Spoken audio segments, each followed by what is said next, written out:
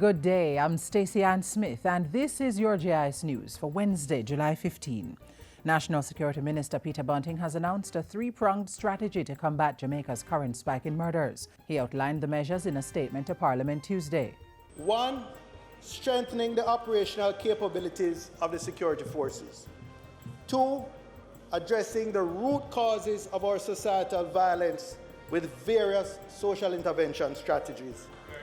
And 3. Bringing important legislation to this House to support the investigation and prosecution of criminals. As part of the measures, the police will be getting 139 assorted new vehicles within the next 6 months, and 9 rugged all-terrain vehicles will be delivered to the JDF this year. Over 5,000 private firearms and thousands of rounds of ammunition in police custody for many years were recently destroyed, eliminating the possibility of these firearms leaking into the illicit trade. Meanwhile, about $1 billion is being spent to upgrade the automated fingerprint identification system and the 119 emergency call center. And the social intervention strategy includes measures to provide training and employment, improve parenting skills, and deploy trained violence interrupters in high-crime areas. The National Security Minister also tabled the Maritime Drug Trafficking Suppression Amendment Act 2015 in Parliament yesterday. It's part of measures to intensify the fight against the drug trafficking trade. The act will give the Security Minister the power to waive Jamaica's right to exercise jurisdiction over Jamaican nationals who have been detained by law enforcement authorities of a treaty state. It has been extremely difficult to successfully prosecute cases when Jamaica has asserted jurisdiction over nationals. With the country located in the corridor between the main drug-producing and drug-consuming countries, collaboration with our international partners to prevent traffickers transiting the country's waters is an absolute necessity. Currently, the law allows the minister to waive Jamaica's rights to exercise jurisdiction over vessels, cargo, and non-nationals, but not over Jamaican nationals.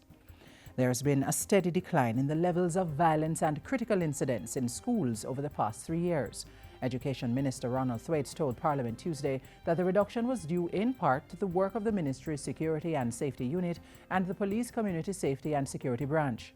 Robberies have dropped over the 3-year period in schools by 83%. Fatal stabbings are down by 67%. Thefts down by 60%. Woundings down by 52%, fights have dropped by 14%, and weapons found in schools by 17%. And these figures represent a trend over the 3-year period. He also reported that while the number of weapons seized had declined, there were increases in the number of students found with weapons. This has prompted the Education Ministry to take steps to buy 135 new metal detector wands for use in schools in the upcoming academic year. The ministry has also implemented guidelines for the possession and use of scissors by school children.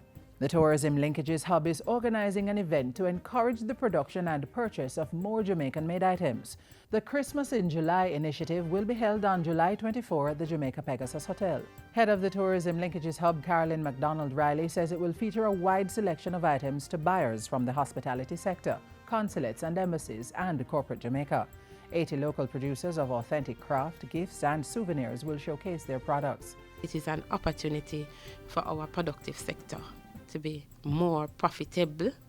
It is an opportunity for our productive sector to do more with local products, and therefore possibly would be able to stem some of the demand on the foreign exchange and create more jobs. Mrs. MacDonald Riley was speaking at a recent GIS think tank. And finally, residents of Thompson Town in Clarendon are now benefiting from a new $8 million multi-purpose complex. The facility houses a post office, poor relief office, homework center, and a market. At last Wednesday's opening ceremony, Information Minister Senator Sandria Faulkner encouraged residents to use the complex to empower themselves. It would be a disservice if you do not take care of it and use it to the full advantage of the community. In the exercise of your social responsibility, you have a duty to protect this investment. Member of Parliament and Minister of State for Transport, Works and Housing, Richard Azan, had some good news for the citizens. Very shortly, we are going to have a training program here with 25 young people. I want to say that we have 8 computers ready for the homework center. The complex was built with money from the Constituency Development Fund, JEEP, the Clarendon Parish Council, and local businesses. And that's it for JIS News Today. I'm Stacey Ann Smith. Thank you for watching.